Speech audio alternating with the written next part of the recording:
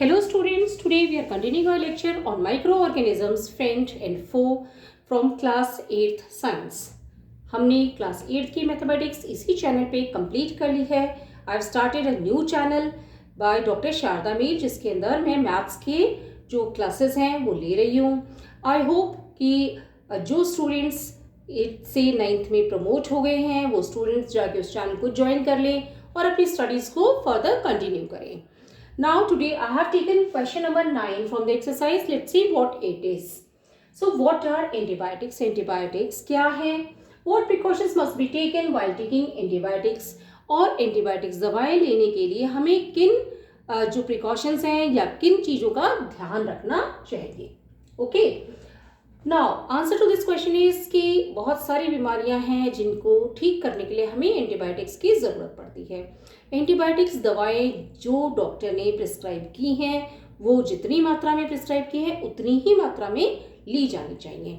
अगर हम दवाई का जो ले रहे हैं एंटीबायोटिक्स वो क्या है, या तो माइक्रोब्स को पूरी तरह से ख़त्म कर देंगे या माइक्रोब्स के अंदर ऐसे डिफेक्ट पैदा कर देंगे कि वो वापस एक्ट नहीं कर पाएंगे आपके शरीर के ऊपर.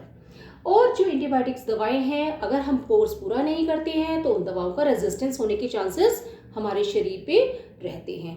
दूसरी चीज़ ये है कि एंटीबायोटिक्स दवाएं हैं वो बैक्टीरियल डिजीजेस जो हैं उन्हीं में काम देंगी. अगर कोई वायरल डिजीज है जैसे कॉमन कोल्ड है, फ्लू है, उनके अंदर एंटीबायोटिक्स दवाएं काम नहीं देंगी. So let's take the answer.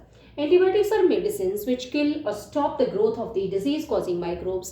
Antibiotics वो दवाइयाँ हैं जो बीमारी पैदा करने वाले जो कीटाणु होते हैं उन्हें या तो ख़त्म कर देती है या उनकी जो ग्रोथ है उसे रोक देती है.